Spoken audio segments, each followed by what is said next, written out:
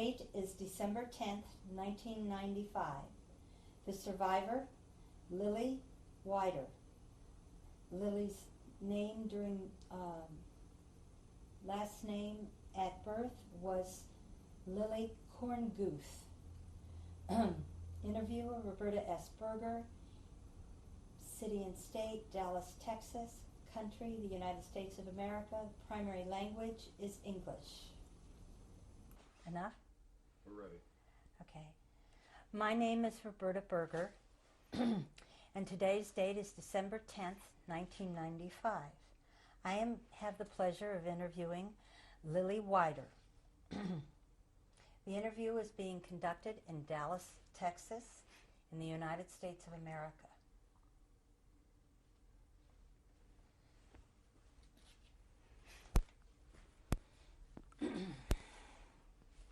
Good morning. Good morning. Lily, would you tell us your name, please? I'm Lily Wider. And what was, would you like to spell your name, please? Wider. And your name at birth? Kornguth. Kornguth. Did you have any other names? No. Did you have a nickname? No. What is your birth date? October 27, 1926. And how old are you? 69. 69. And what city were you born in, and the country when you were born? It was Czechoslovakia, Kralovo nad Tisou. Would you spell that, please? The name of the city. All right. It's Kralovo.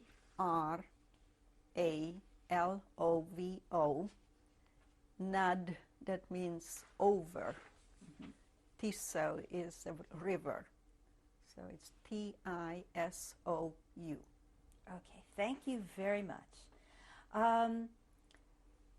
Lily, you were born in Kralovo nad Tisou, and it was, I understand that the city changed hands several times in the period between World War I and World War II. It became, so when you were born it was Czechoslovakia, and then? Before I was born in the same city, my mother was born there too, it was Hungary. It was Austro-Hungarian Empire. I see. And then when I was born, it was Czechoslovakia.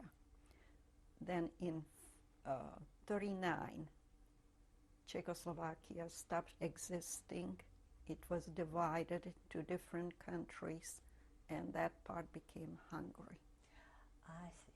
So you actually lived in Hungary when the war came? Yes. Tell me something about your parents. What was your father's name? Simon Kornguth. And your mother? Jolana Kornguth. And where was your father born? He was born in Poland. And your mother was? My mother was born in the same city as I, in Kralovo, except at that time was called Királyháza. Because of the difference in language? Language, right.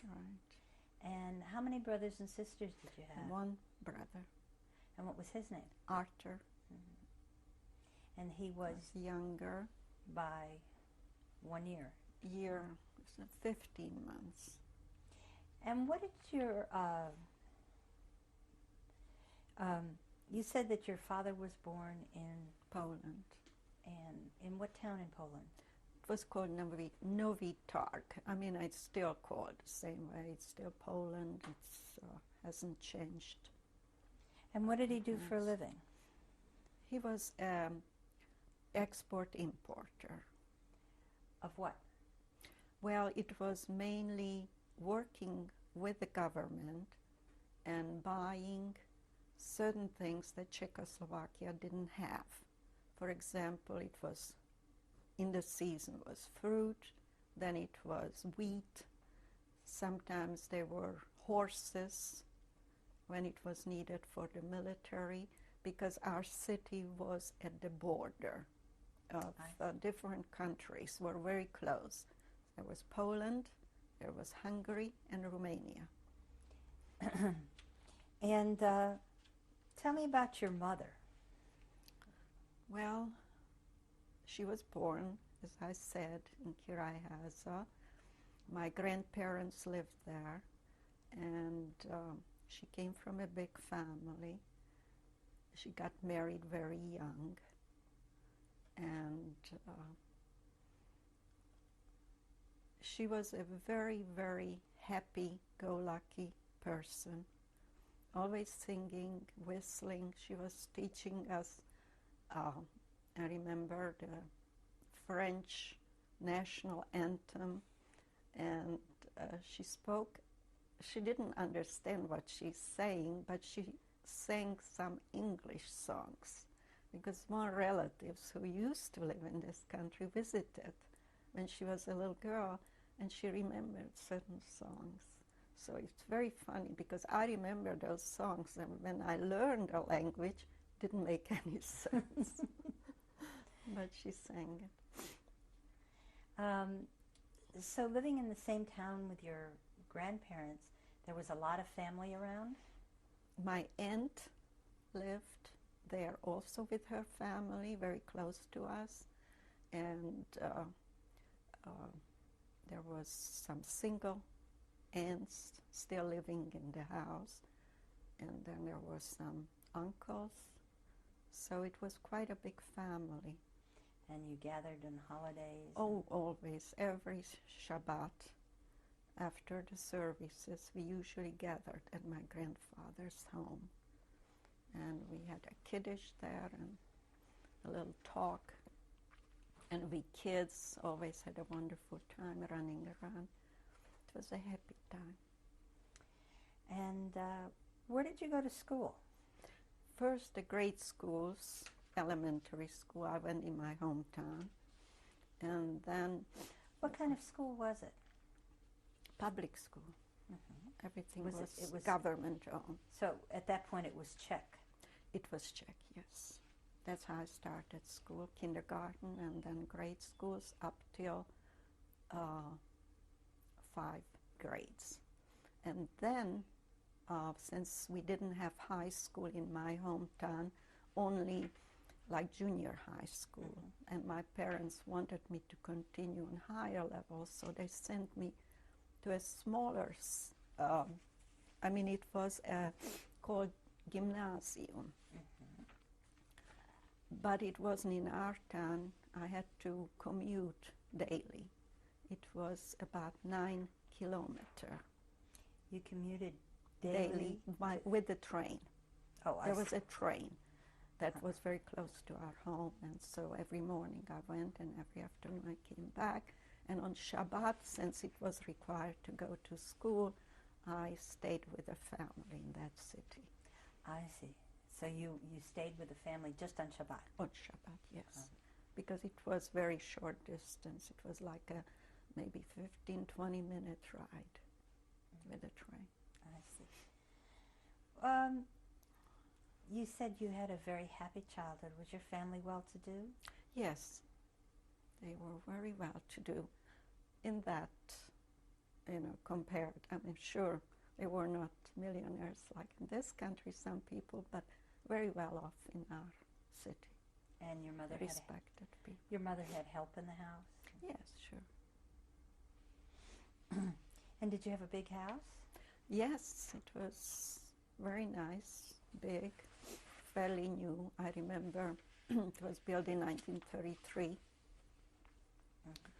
I was in first grade, and I was very proud of our home. It was very pretty. They had all the furniture brought from different cities because it was not available there. Carpetings and all that. It was very lovely. Sounds like you had a nice childhood. It was. You went to the grammar school in your hometown, and then you went to a gymnasia in 1.5 years. And that was still Czech Czechoslovakian school. And what town was that in? Chust? Hust, C-H-U-S-T, And why did you only stay 1.5 years? because the Hungarians came in and they wouldn't allow Jews to go to public schools. So did you go home then? Not high school. I mean, gymnasium was something special and they wouldn't allow Jews. But it was all right to go to junior high school. So did you drop out of school then? I left that school and continued in my hometown, the junior high. I stayed And there. so you didn't get to go to high school at all? Oh, yes. After I finished junior high, what was available in our hometown, I went to another city. It was called Munkács, and that was approximately 70 kilometers from our home. And since it was quite a distance, I couldn't commute, so I stayed there with the family. And that was a Hebrew gymnasium. I see. So it was supported only by Jews. I see. Did you study anything special in the gymnasia, or was it just Well, sort it of was required subjects, except one thing was very difficult for me because I didn't have too much Hebrew before, except I just learned to read the prayer book. But as most kids at that time, especially girls, were not that well educated in Hebrew. So it was very difficult for me to go and switch in a different language to study. How would you describe the religious background of your family? Oh, it was very Orthodox, strictly Orthodox. Did you go to a synagogue? Oh, yes, yes. And was there more than one synagogue in your? Yes, there was the synagogue, and then there was the more religious people that attended to another synagogue. It was really across from each other, but those people were the Hasidim, the one very religious, and our synagogue was more contemporary, more modern. And how did you know? How did you know the war was coming? What did you know? What was the Well, mood? the radio. The radio told us that what's happening. At that time, we still owned the radio because later they confiscated. No Jew were allowed to have a radio.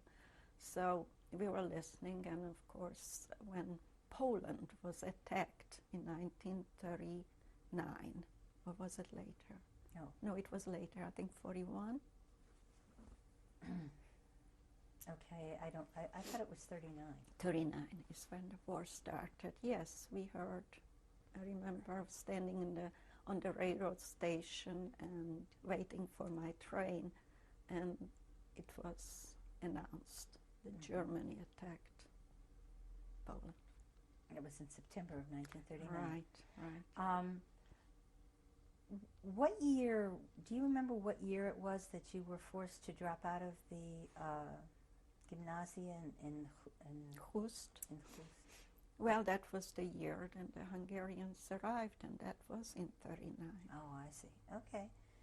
So your life began to change in pretty big Yes. ways. That's the first time when I heard it. Unwanted people. And what was the attitude of the Jews in your town? I mean, did you have some sense of what was the people around you, what was happening? What was the conversation on Shabbat with your family? Well, it does sort of try to keep things secret from the children. They didn't want to scare us, I guess, even though we knew there is a war. But the real horror, or they maybe didn't even know, or they just didn't want us to know.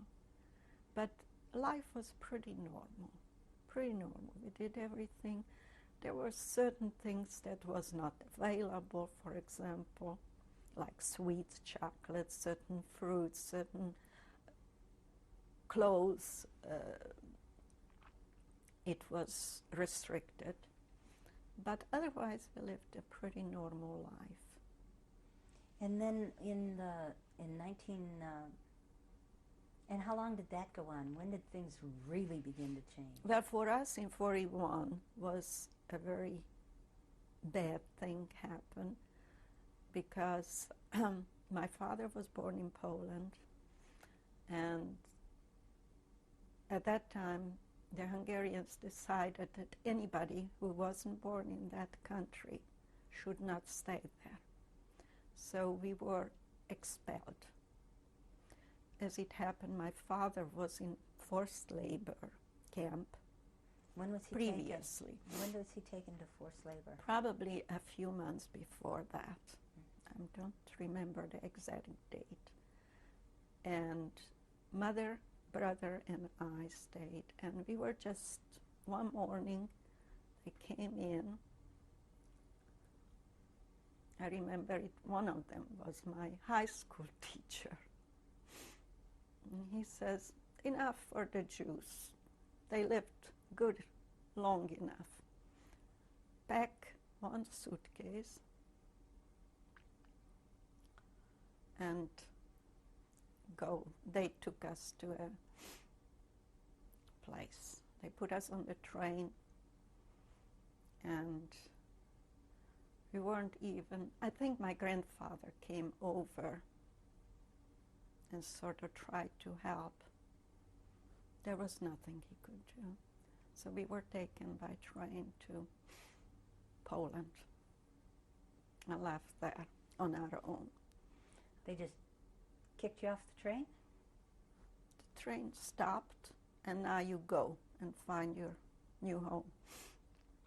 So of course, it was a terrible situation there because they just went through the war. Poland and Germany the Germans destroyed half the city, but some Jews, local Jews, still live there. So we got a place to stay there with them. They gave us a bench, and that's where we stayed until my mother arranged with one of the Hungarian soldiers who were carrying the goods from Poland to Hungary. And she talked to them and asked them to take a little letter to give to my grandparents. And so through arranging with these soldiers, obviously with money, they came back, they got us and put us in the truck, and they hauled us back home. Luckily, it wasn't an easy trip, but we got home, not straight to my home because papers weren't arranged yet that we legally could stay home, but already some relatives were hiding us. And So, do you remember where you were in Poland? Did the place have a name? it was Kamenets-Podolsk, where all the Jews a few days later were lined up and shot, killed. And there was a smaller city, but I can't remember. Tlust, I think, that was one of the cities that we passed through. And it was like, each city, they pushed us further. They said, you Deeper into can't Poland. stay there. Yeah, you cannot stay here. You have to go to the next village. And so we were walking on the road. Sometimes somebody gave us a piece of bread, milk. And how old were you at that point? I was 14, not yet 14. And your brother was 13. He was 13. And the three of you were there alone in Poland. Yes. And as I said, we were just walking, like, I remember carrying a suitcase, and it was too heavy. None of us could carry anymore. So Mother said, just throw it away. So we had no clothes except what we were wearing. What time of year was this? It was still summer, luckily. So this happened sometimes probably in June or July, and then by September we were back already with relatives. So your mother made arrangements with the Hungarian soldiers, and they just put you in a truck? And how did you get across the border? Well, as in the truck, as I said, they were picking up from the Polish army whatever they left when they were running away, or they were killed, or whatever happened to them. So there were guns, there were clothing, there was helmets, all kinds of military equipment. They put it in the truck, and they were allowed. This became their property, the Hungarians. And these soldiers were carrying, officially obviously, from Poland back to Hungary. And that's how they put us there between all this junk. And they took us across the border, what was a terrible situation, because there on the border, one of the soldiers started with their bayonet. They were sort of trying to find out what's in it, if it's true what they say. Luckily, I was wearing one of the helmets, so they just sort of grazed my face, but they didn't hurt me, and they couldn't feel except that hard metal. So you were very lucky. Right. And then you went back. Once you crossed the border, relatives took you in until you could get back to Kralovo. Yes, it took a few months. It was like 3 months before the papers were straightened out, and we could go back as Hungarian citizens. I see. Because until then, the papers weren't in order. So you went back to Kralovo? It was Királyháza by then, because it was all Hungarian. And you went back, you were able to go back to your old house, to the house that you... To the house, yes. It was sort of untouched. They didn't take anything away. And all this time your father was in a forced labor camp? He was still in camp, yes. And during that time that we were waiting for the papers, finally he was allowed to come home. His papers were in order, our papers, so we were allowed to go back, even though the police was constantly harassing us. They wanted to know what happened during those few months. And we just kept saying we were visiting here and there. They wanted names and so on. So it took a long time till they were satisfied that everything is legal. And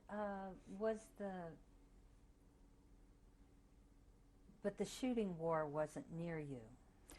No, this was Poland, between Russians and the Germans. So you were kind of removed from all of that? Yes, it was quite a few miles away. And how did you spend the, then tell me about your life of well, after we settled in a returned, little. yes, we returned, and I went to school in Munkács. That was the Hebrew school. And I spent fairly normal life there. My brother went to Budapest in a school.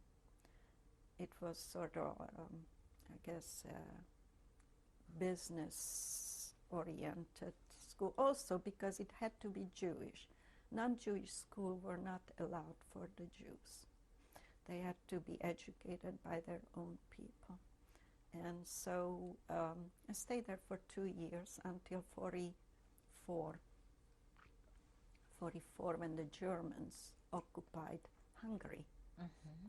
And so even the school where I was taken over by the military. And then you were sort of in a boarding situation in Munkács. Right. And so you went back to my hometown. And that time already the Germans were in the city, and it was shortly after they forced us to wear the yellow star. Jews were not allowed to go to the movies, to anything, even food, was just certain hours you could shop, and very limited, and everything was on coupons. Were you hungry at that time or just limited? Limited mostly, yeah. I think we had food since it was in the small town and there were farmers and they could always bring in some food. So you had enough to eat, just not the variety. Right, right. But then it was war, so I guess even for the local people it was difficult to find certain things. And was your father came home to be with you after all the papers were arranged? Did he Right. stay with you? He stayed, yes, and then within a few months it all started. And he,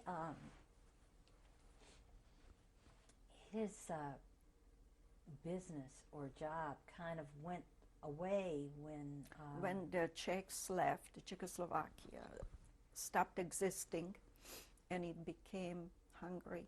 Hungarians were not allowed to own businesses unless you Hungarian would not allow Jews to own Oh, business. Unless it happened, certain people were, their father was maybe in the war, in the First World War, Oh, I see. and they had some medals. They were like heroes. And those were exceptional Jews. And for them, they allowed to have certain businesses. So my father arranged with one of these people to open a store, of course, on the other man's name and in partnership. And so he made a living, measly, but still survived on that until he was called in, and then he left the business on his partner because he was in the military. Okay, Lily, well, we've reached the end of the first tape, so... Already? Okay. You know. Okay, when you're ready to ID it. This is tape number 2. The date is December 10th, 1995. The survivor, Lily Wider. Place is Dallas, Texas. And my name is Roberta Berger. Lily, at the end of the last tape, we were talking about what happened when the war came to your town, realizing that things were going to begin happening. Your father had been working for the past year and a half or 2 with a partner who I assume had false papers. No, the partner was legit because his father was a war hero. But I mean, he was Jewish as well. Yes, That's yes. what I meant. Oh, non-Jews were allowed to open stores. It was always the Jews who were something that they couldn't take, you know, that they would make a decent living. So it was this person that they, as a matter of fact, he's still living, and he lives in New York now. Yeah, we are in contact. And you, and what was what started happening that that made you more aware of the fact that this was that the Germans were around? As I say, the Germans, we didn't see any Germans and actually until 44. Don't remember the exact month, but it had to be very shortly before they took us away, and they took us away in